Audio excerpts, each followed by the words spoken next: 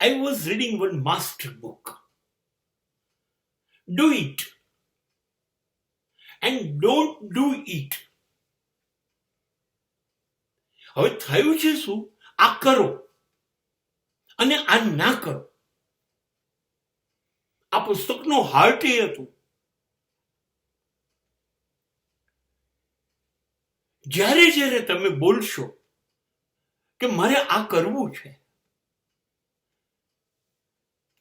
I will do it. મને આ કરવું છે, મને આ ગમે છે, it is my choice, I will do it, I want to do it. અને એટ ધ સેમ ટાઈમ તમારી આજુબાજુનું કુંડાળ, આજુબાજુના તમામ કુટુંબ, સંસ્થાઓ, સમાજ, મિત્રો તરત ચીસો પાડવા માંડશે. They will shouting like that, don't do it, don't do it, don't do it, don't do it. And this is absolute nuisance of a society. તમે જ્યારે એમ કહેવા માંગો છો મને આ કરવું છે, તો આ લોકો ચીસો પાડવા માંડશે. ના કર, કસરત ના કર, દોડવાનું ના કર, ખાવાનું ના કર, ગળ્યું નાખા, તીખું નાખા, ખાટું નાખા, વધારે નાખા, ઓછું નાખા. અરે દરેકમાં ના ખા, રાત્રે ના જાગ, સવારે વહેલો ના ઉઠ, આની જોડે તું ના બોલ, આની જોડે તું સંબંધ ના રાખ, અહીંયા નોકરી ના કર, અહીંયા તું ના ભણ, આ તું ના કર, આ તું ના રમ, આ તું આ ના કર. ના ના ના ના, don't do it.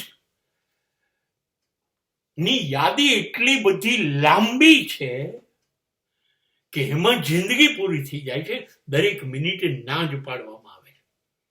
Don't do it, don't do it. અને જિંદગી ઝેર બની જાય છે. કેમ કે જે પણ કરશો પહેલું પગલું ઉઠાવશે એ મિનિટે સામે રોકી દેશે, ટોકી દેશે. જરૂર હશે, નફટ હશે તો ઠોકીએ દેશે. હવે એની અંદર નાનકડી યાદી છે, ડુ ઇટ. મને આ કરવું છે, એ નથી થઈ શકતું. ડોન્ટ ડુ ઇટ એ નર્ક છે માનવીની જિંદગી માટે. અને do it, that is heavenly feeling. એ સ્વર્ગની અનુભૂતિ છે. અને આ લોકો આપણને સ્વર્ગમાં નથી જવા દેતા. દરેક ડગલે, દરેક પગલે ડરાવશે, બેવડાવશે. અને એ જે ડુ ઇટ છે એ નહીં કરવા દે. But if you want to enjoy life, if you want to live beautifully, then say them. No means no. Get lost. I will do it.